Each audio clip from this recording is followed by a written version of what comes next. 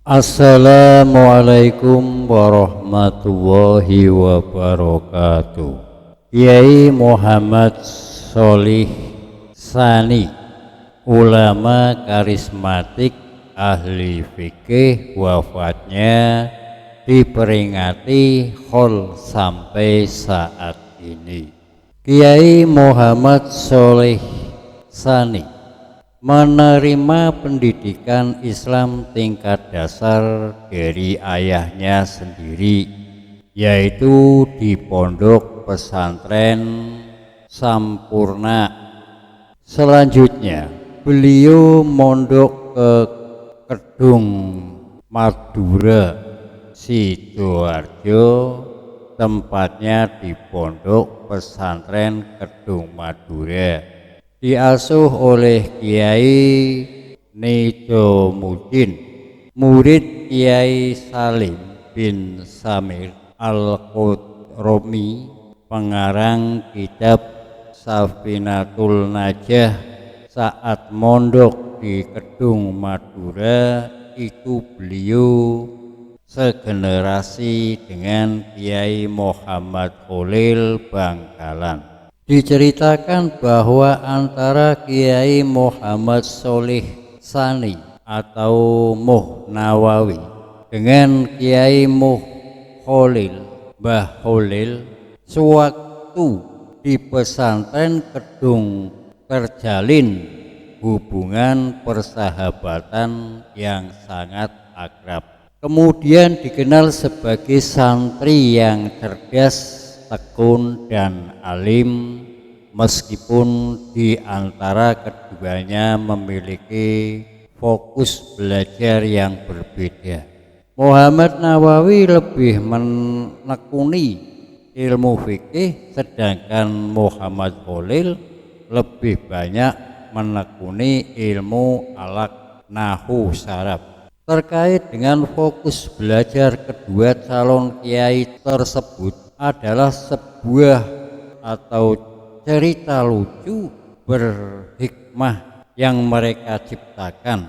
Disebutkan bahwa Muhammad Khalil pernah berjanda kepada Muhammad Nawawi saat sedang muthohalah kitab fikih. Katanya, "Buat apa sampean mempelajari kitab-kitab fikih? Toh di Indonesia tidak akan pernah ada orang zakat ontak." Maka kelakar bernada sindiran itu pun dijawab oleh Mbah Nawawi, "Buat apa sepanjang mempelajari ilmu nahu sarah sampai bertahun-tahun, toh kelak kitab-kitab kuning akan banyak yang diterjemahkan ke dalam bahasa kita." Jika kita perhatikan perkembangan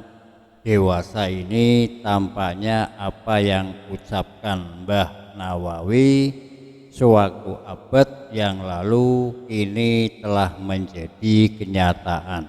Sekarang sudah banyak dijumpai kitab-kitab kuning yang diterjemahkan ke dalam bahasa Indonesia maupun bahasa Jawa. Pemutihan kitab kuning, meskipun demikian, bukan arti ilmu nahu saraf sudah tidak diperlukan lagi, karena ilmu tersebut merupakan salah satu alat untuk menghantarkan kita dapat memahami kitab kuning dengan menjelaskannya ke dalam bahasa Indonesia atau bahasa Jawa.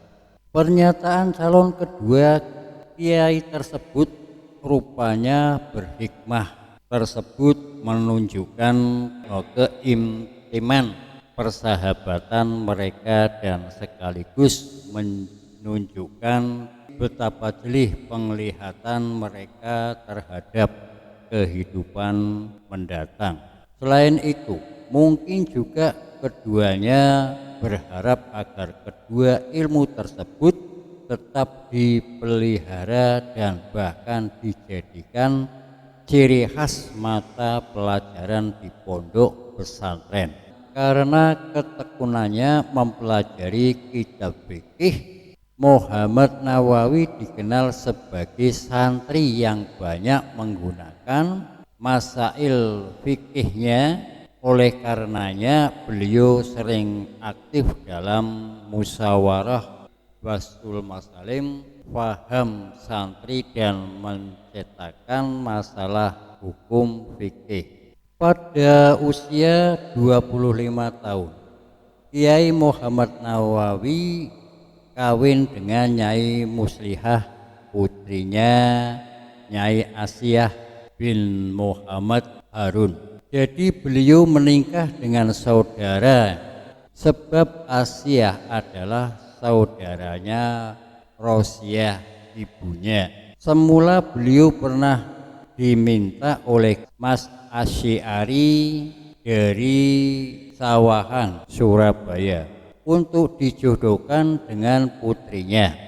Akan tetapi atas nasihat gurunya, beliau sebaiknya Nawawi dengan putri bunganya yang masih ada hubungan kerabat dekat. Oleh sebab itu beliau kawin dengan Muslihah. Misalnya itu, perkawinan seperti itu menunjukkan bahwa bagi para kiai Jawa, termasuk lingkungan keluarga sampurna, perkawinan antara misana, saudara misan, merupakan pola perkawinan yang dianggap ideal secara sosiologis. Kelompok kiai tidak dapat dianggap sebagai kelompok yang terbuka karena kuatnya perasaan mereka sebagai suatu grup atau kuatnya keterkaitan mereka kepada prinsip perkawinan antara sesama keluarga kiai. Perkawinan antara sesama misana sangat sering terjadi dalam lingkungan keluarga kiai karena secara darah tidak terlalu dekat, tetapi masih kerabat atau cucu dekat. Kiranya cukup sekian dulu. Wassalamualaikum warahmatullahi wabarakatuh.